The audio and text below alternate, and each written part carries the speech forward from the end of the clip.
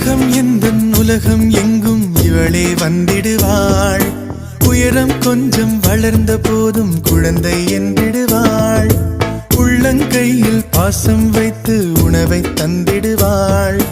உறங்கும் போதும் உறங்காமல் என் அருகில் நின்று